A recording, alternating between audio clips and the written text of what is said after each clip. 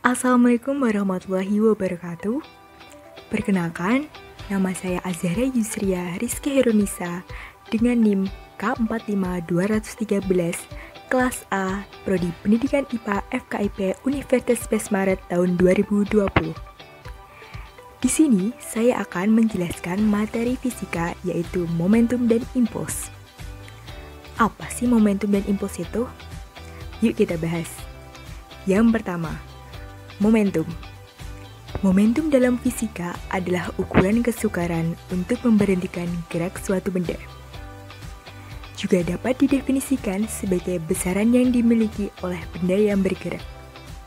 Momentum diartikan sebagai besaran yang dihasilkan dari perkalian antara besaran skalar massa benda dengan besaran vektor kecepatan geraknya. Besarnya momentum dipengaruhi oleh massa dan kecepatan yang dapat dirumuskan P sama dengan M kali V, di mana P sebagai momentum dengan satuan kilogram meter per second, M sebagai massa benda dengan satuan kilogram, dan V sebagai kecepatan benda dengan satuan meter per second.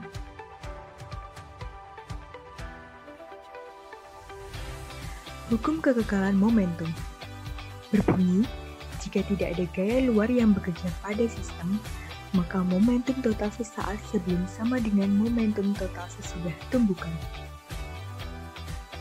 Semakin besar massa benda, maka semakin besar pula momentumnya. Semakin cepat pergerakannya, semakin besar juga momentumnya. Prinsip ini sesuai dengan hukum Newton 2 dalam bentuk momentum, yaitu gaya total yang bekerja pada sebuah partikel sama dengan laju waktu dari perubahan momentum partikel, di mana momentum merupakan besaran vektor, sehingga besaran ini pasti memiliki nilai dan arah. Dapat dirumuskan bahwa momentum awal sama dengan momentum akhir, di mana P1 ditambah P2 sama dengan P1 aksen ditambah P2 aksen. M1 dikali V1 ditambah M2 dikali V2 sama dengan M1 dikali V1 aksen ditambah M2 dikali V2 aksen. M1 sebagai massa benda 1 dengan satuan kilogram, V1 sebagai kecepatan benda 1 sebelum tumbukan dengan satuan meter per second, M2 massa benda 2 dengan satuan kilogram, V2 kecepatan benda 2 sebelum tumbukan dengan satuan meter per second, V1 aksen dengan kecepatan benda 1 setelah tumbukan dengan satuan meter per second, V2 sebagai kecepatan benda setelah tumbukan dengan satuan meter per second.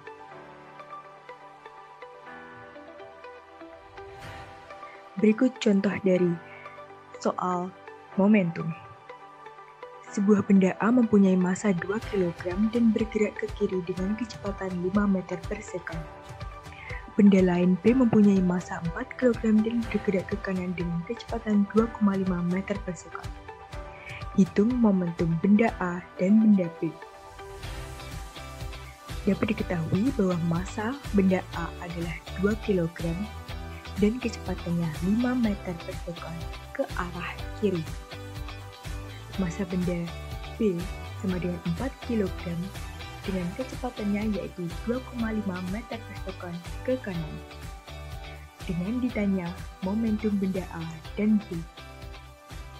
Penyelesaiannya, untuk momentum benda A sama dengan massa benda A dikali kecepatan benda A sama dengan 2 kg dikali min 5 meter per second sama dengan min 10 kg meter per second.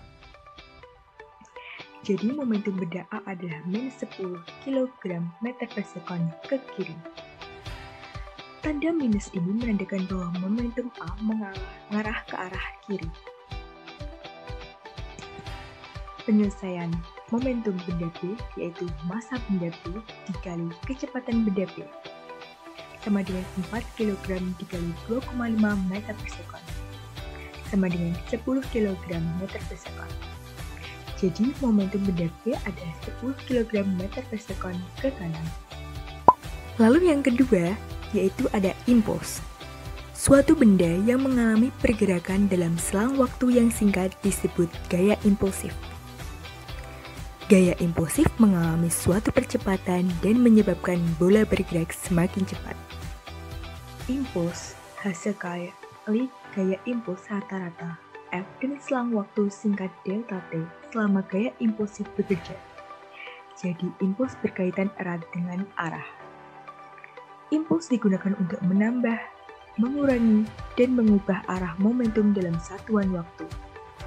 Impuls dapat dirumuskan sebagai hasil perkaryan gaya dengan interval waktu. Dapat dirumuskan I sama dengan F kali delta T, di mana F sebagai gaya dengan satuan Newton, delta T sebagai waktu dengan satuan second, dan I sama dengan impuls dengan satuan Newton kali second.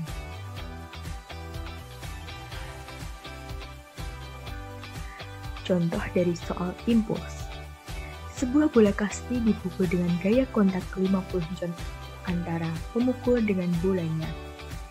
Jika menghasilkan impuls sebesar 20 Newton kali second, berapakah selang waktu sentuh antara pemukul dengan bola kasti? Diketahui, gayanya adalah 50 Newton. Impulsnya adalah 20 Newton kali second. Ditanya yaitu selang waktu.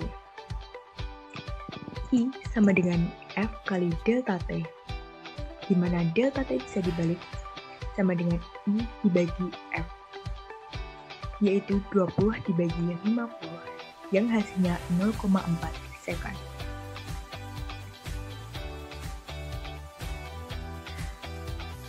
Hubungan impuls dengan momentum. Hubungan antara impuls dan momentum dijelaskan oleh teorema impuls momentum. Teorema ini menyatakan bahwa impuls yang bekerja pada suatu benda sama dengan perubahan momentum dari benda tersebut.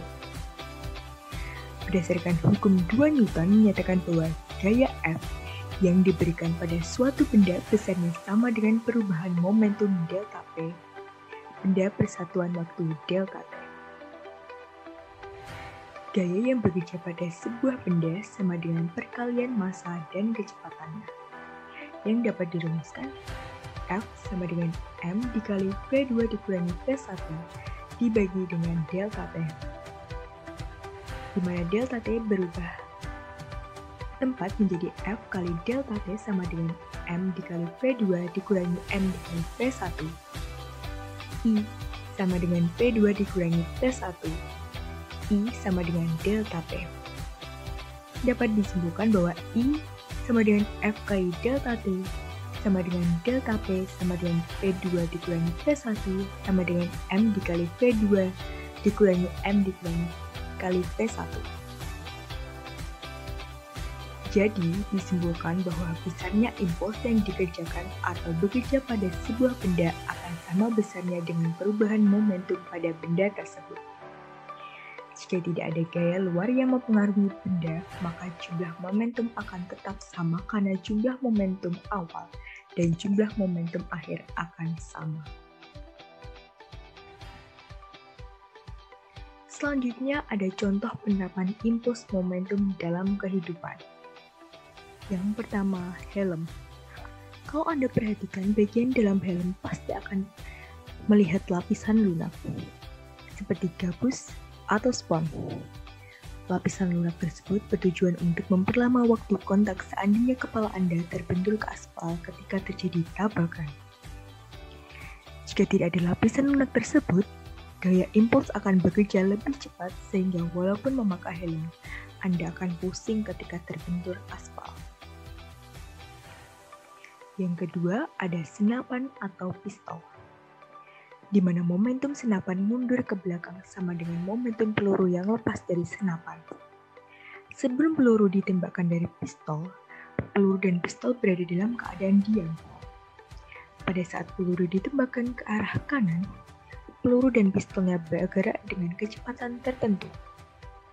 Pistol akan tertolak berlawanan arah dengan arah gerak peluru yaitu ke arah kiri. Percepatan yang diterima oleh pistol ini berasal dari gaya reaksi peluru pada pistol. yang terdapat pada hukum Newton ketiga. Ada pula yaitu peluncuran roket, di mana pada saat roket belum dinyalakan, momentum roket adalah 0. Apabila bahan bakar di dalamnya telah dinyalakan, pancaran gas mendapatkan momentum yang arahnya ke bawah. Berdasarkan hukum ketiga Newton, timbul reaksi gaya yang dikerjakan gas pada roket yang besarnya sama tapi arahnya berlawanan. Gaya inilah yang menyebabkan roket terdorong ke atas. Sekian penjelasan dari saya, semoga bermanfaat. Mohon maaf bila ada kesalahan. Wassalamualaikum warahmatullahi wabarakatuh.